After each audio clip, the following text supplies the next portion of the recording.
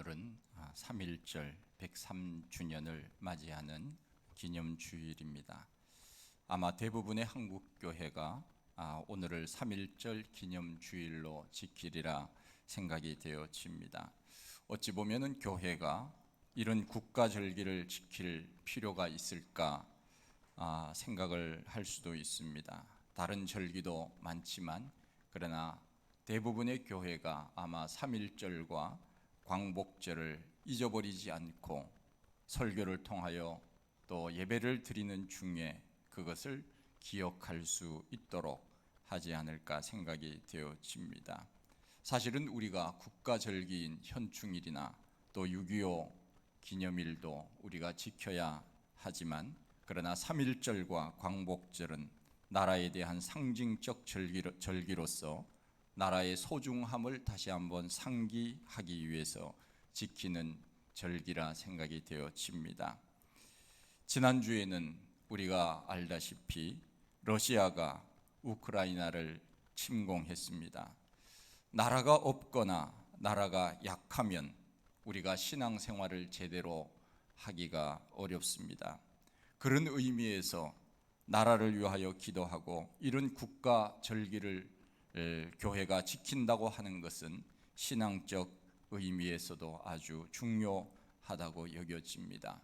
아무리 우리가 열심히 교회에 나와서 믿음 생활을 한다고 해도 나라가 어려움 가운데 처해 있으면 그 믿음 생활도 사실 하기가 쉽지는 않습니다. 그런 면에서 우리 그리스도인들이 나라에 여러 가지 힘들고 어려운 일들이 있을 때 나라를 위하여 기도하고 또 나라를 생각하면서 실천하며 살아가는 이러한 것들이 얼마나 중요한지 모릅니다. 우리 그리스도인들은 나라가 어려울 때마다 늘 앞장서서 그렇게 나라 사랑을 했습니다.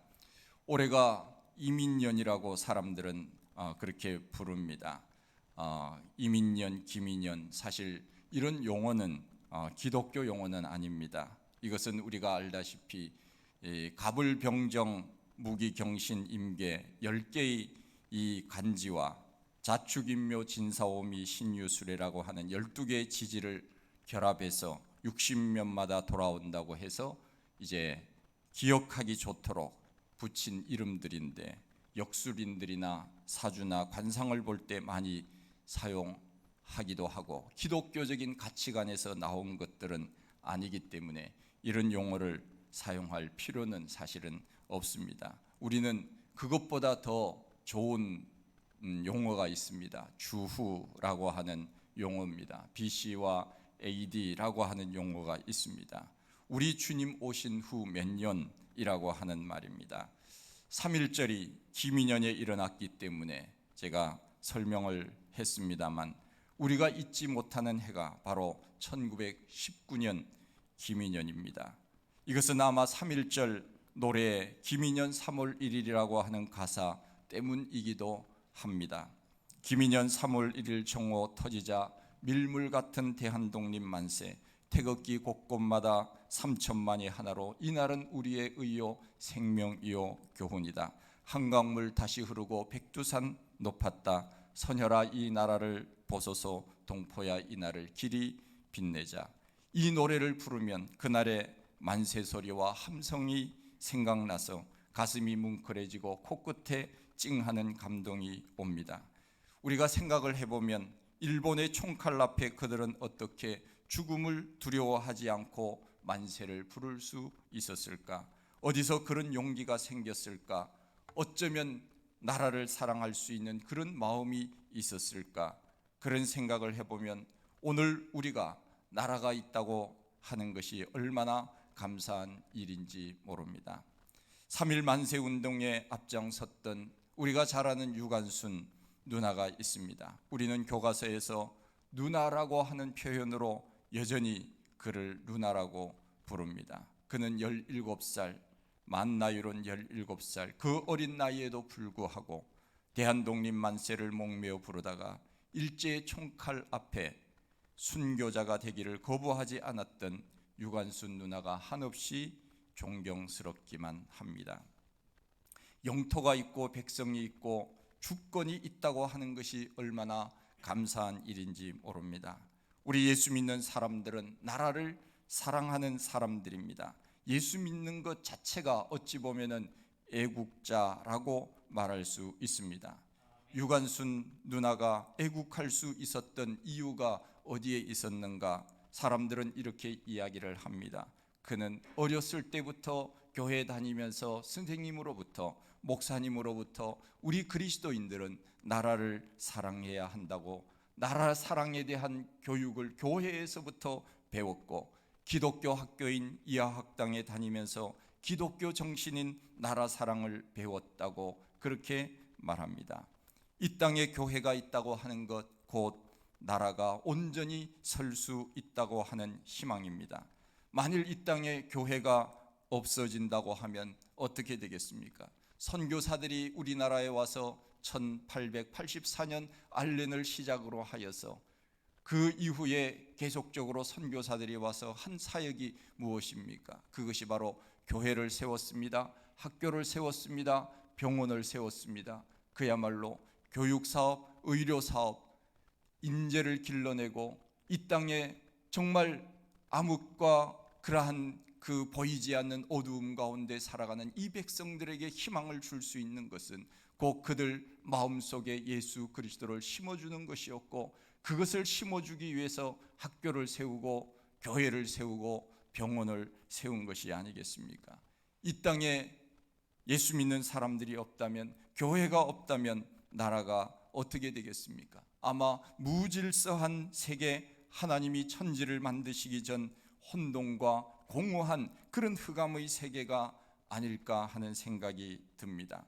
이 땅에 교회가 있다고 하는 것만으로도 이 땅은 여전히 희망이 있는 것입니다. 우리나라에 1895년 10월 8일 조선 26대 왕이었던 고종의 왕비 명성황후, 소위 민비 시해 사건이 있었습니다. 그때 명성황후의 나이가 45살이었습니다. 을미년에 일어났다고 해서 우리는 이 사건을 을미사변이라고 부릅니다.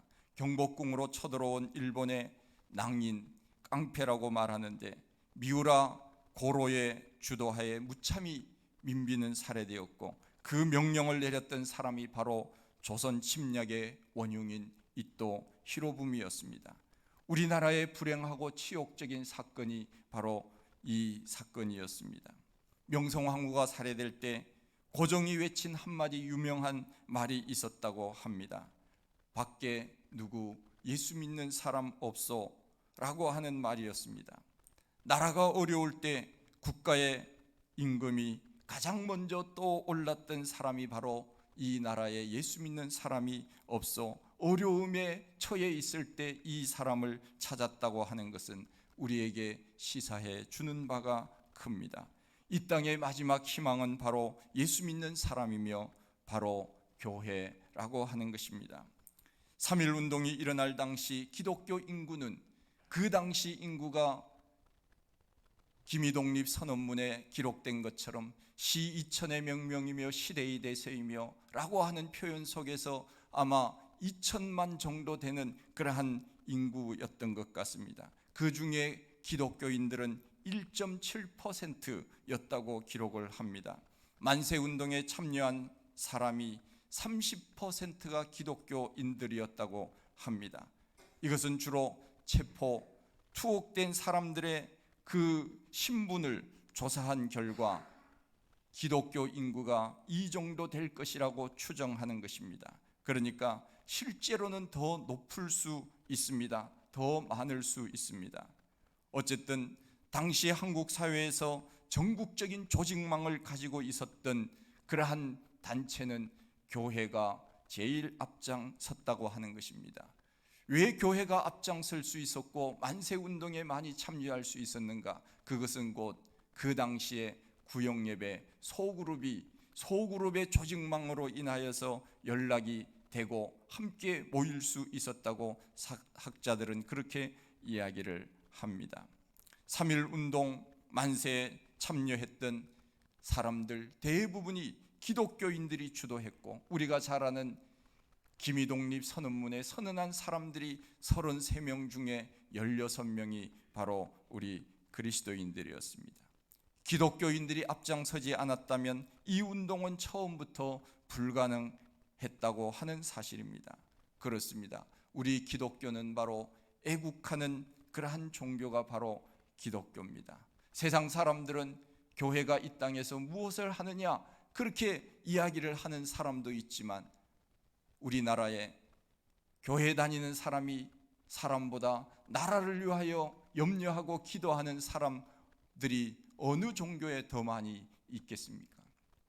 우리 그리스도인들은 늘 기도할 때마다 교회를 위하여, 가정을 위하여, 나라를 위하여, 심지어는 내가 알지도 못하고 듣지도 못한 이름도 모르는 사람들, 그 사람들까지도 우리가 기도하지 않습니까? 이 지구상에 예수 믿지 않는 사람들이 예수 믿게 해달라고 나라를 위하여, 세계를 위하여 기도하는 종교가 기독교 말고 또 어디에 있다는 말입니까?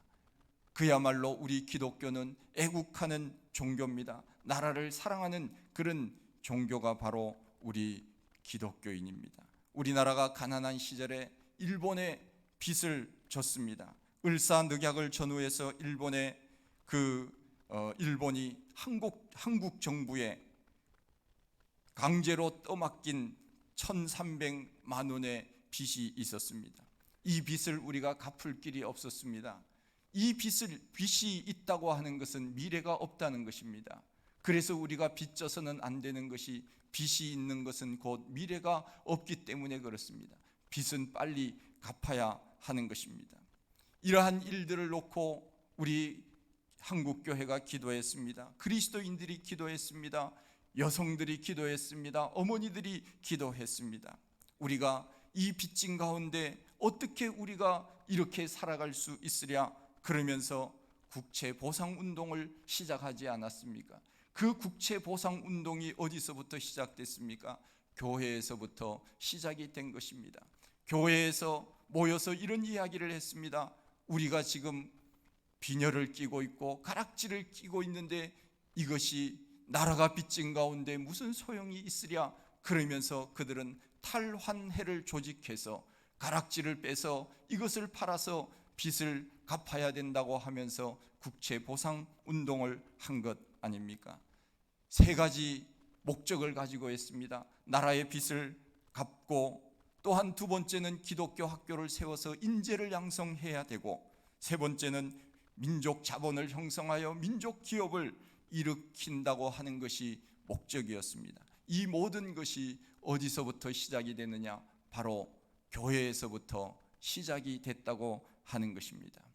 교회가 나라가 힘들고 어려울 때 언제나 주도적으로 모든 것들을 해나갔던 것을 보게 됩니다. 우리나라 사람들이 일제강점기 시대에 얼마나 암울한 시대였습니까? 그때 자주 불렀던 그런 노래가 있었습니다. 그 노래가 바로 희망가라고 하는 노래인데, 이 희망가라고 하는 이 노래가 찬송가에도, 그 한국교회 초기 찬송가에도 실렸던 그 노래였습니다. 우리가 잘 아는 노래인데 가사를 바꾸어서 찬송가를 이제 그 당시에는 불렀습니다. 이 풍진 세상을 만났으니 라고 하는 우리가 잘 아는 노래 아닙니까?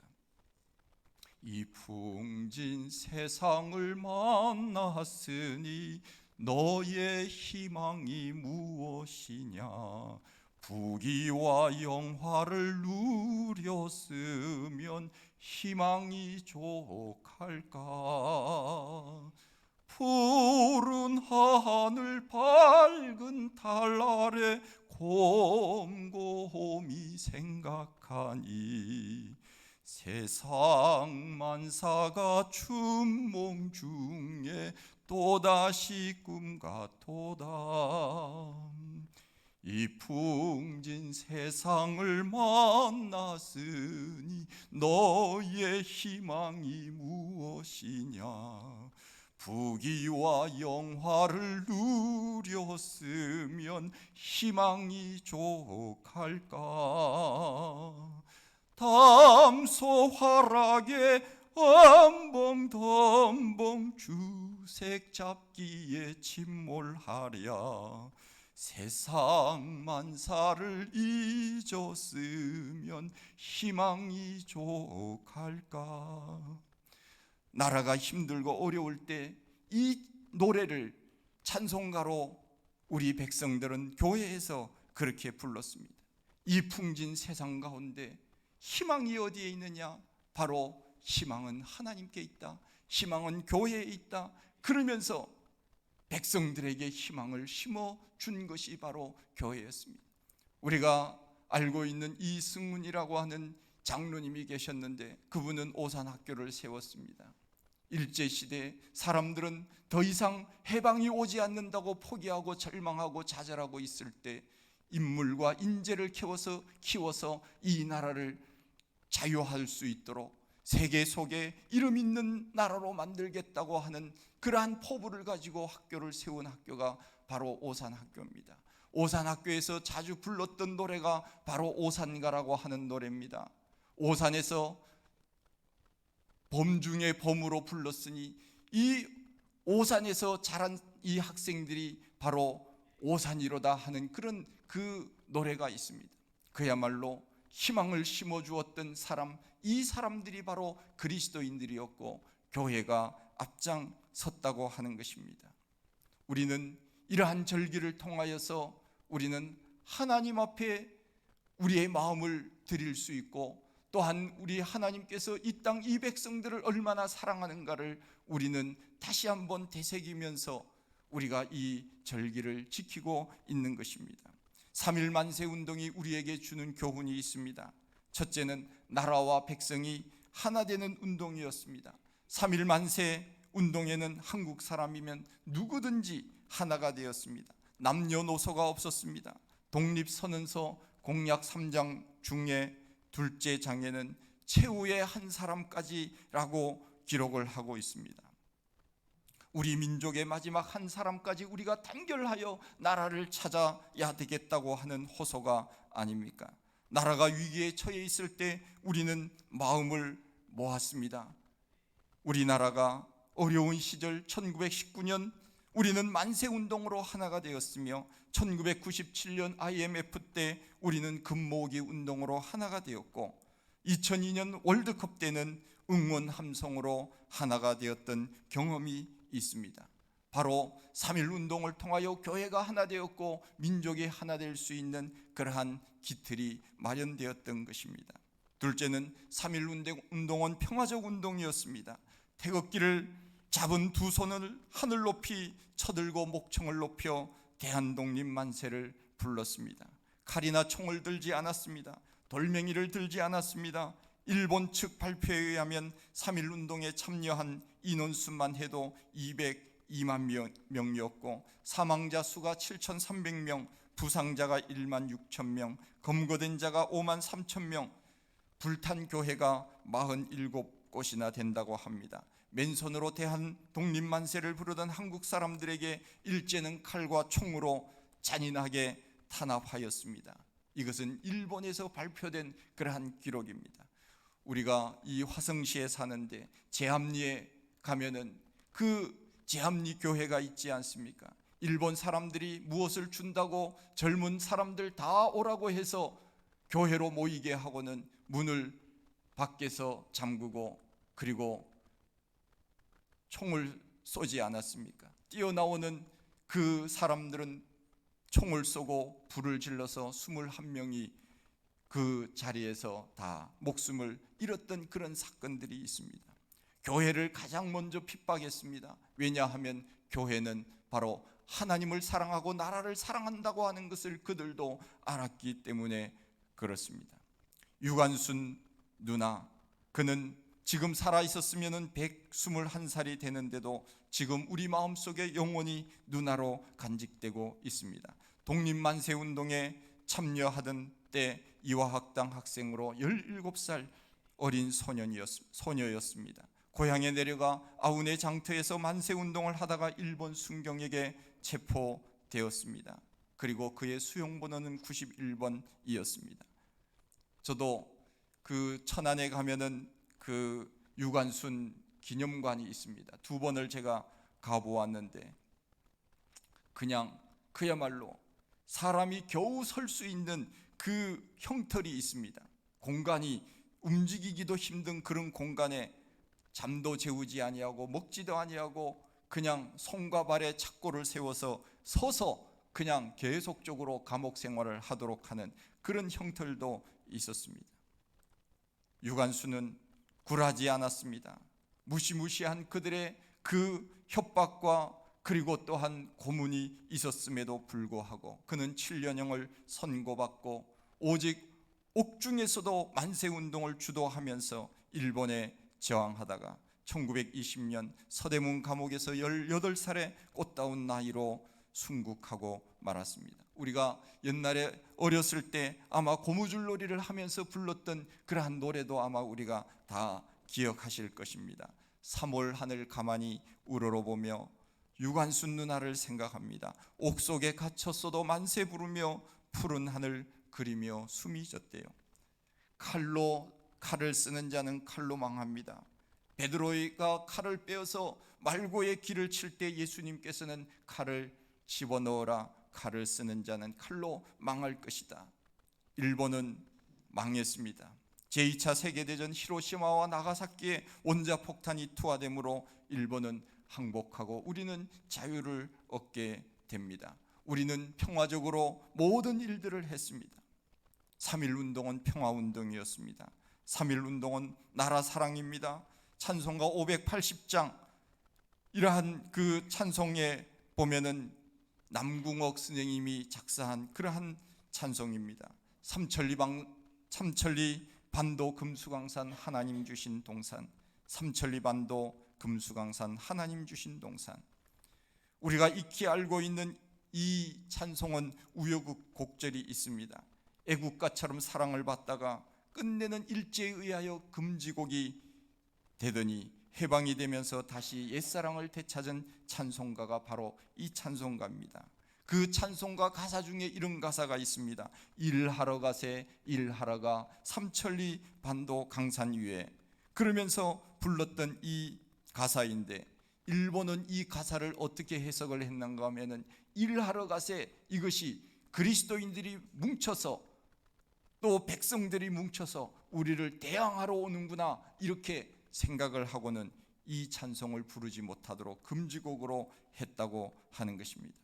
남궁옥 선생님은 1863년에 태어나서 1939년까지 사셨는데 대한민국의 해방을 보지 못한 채 눈을 감은 우리나라의 유명한 교육자입니다. 눈이 많이 오는 강원도에서 언제부터인가 눈이 내린 날 새벽에 눈 위에 하얀 발자국이 생기기 시작했습니다. 그 발자국을 따라가면 학교가 나왔습니다.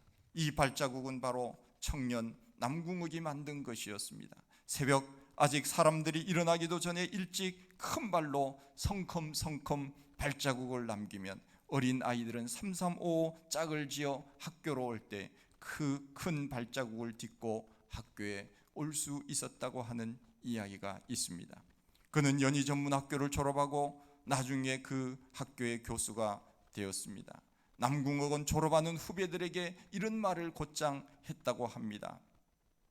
졸업하고서 가장 먼저 무엇을 해야 하느냐고 나에게 묻는다면 나는 가장 먼저 아무도 걸어가지 않은 눈 위에 발자국을 남기리라, 그런 대답을 했다고 합니다. 그렇습니다. 남들이 가지 않는 길, 어려운 길, 힘든 길, 고난의 길 내가 앞장서서 가리라. 나라를 사랑했습니다. 하나님을 사랑했습니다. 교회를 사랑했습니다. 어린이들을 사랑했습니다. 사랑의 천재 남궁옥을 우리는 고마워하고 그의 따뜻한 사랑을 오래 기억해야 할 것입니다. 우리나라는 일제강점기와 6.25 전쟁의 아픔 속에서도 세계 속에 이름 있는 나라로 성장하였습니다. 우리나라에 하나님께서 기름을 부으사 아름다운 소식을 주셨습니다. 그러나 여전히 우리나라는 분당 국가입니다. 내부적으로도 여전히 갈등과 반목이 있습니다. 우리 교회도 여전히 부족한 것이 많습니다. 무릎을 펴고 이제는 우리가 일어나야 합니다. 일어나서 걷고 뛰어야 됩니다. 복음을 위하여, 국가를 위하여, 세계 복음화를 위하여 우리 교회도 일해야 됩니다. 그러나 우리 하나님께서 무릇 시온에서 슬퍼하는 자에게 화관을 주어 그 죄를 대신하며 희락의 기쁨으로 그 슬픔을 대신하며 찬송의 옷으로 그 근심을 대신하시고 그들로 의의 나무 곧 여호와의 심으신 바 그 영광을 나타낼 자라 일컬음을 얻게 하려 하심이라고 말씀하셨듯이 우리나라와 우리 교회 위에도 슬픔 대신 희락을, 눈물 대신 찬송의 옷을 입혀 주실 것을 분명히 믿습니다. 지금도 눈물로 기도하는 이 땅의 성도들과 우리 교회를 위하여 기도하는 분들의 기도를 하나님은 들으시고 의의 나무 곧 여호와의 심으신 그 영광을 드러낼 아름다운 그날이 우리에게 올 줄 반드시 믿습니다. 하나님 아버지, 크신 은혜와 사랑을 감사드립니다. 3.1절 103주년을 맞이하면서 우리의 선조들은, 우리 그리스도인들은 얼마나 나라를 사랑했으며 얼마나 하나님을 사랑했으며 그들의 희생과 눈물과 땀과 피로 오늘 우리 후손들이 이렇게 살아가고 있는 줄 알고 감사를 드립니다. 하나님 아버지, 이 절기가 1년에 한 번, 두 번 지나가는 것이 아니라 이 절기를 기억함으로 우리는 나라를 더 사랑할 수 있는 마음을 갖게 하시고 더 하나님을 사랑할 수 있는 마음을 갖게 하시며 더 이웃을 위하여 수고하고 애쓰는 그러한 아름다운 마음으로 살아갈 수 있는 저희들 다 되게 하여 주시옵소서. 감사하옵고 예수님 이름으로 기도하옵나이다. 아멘.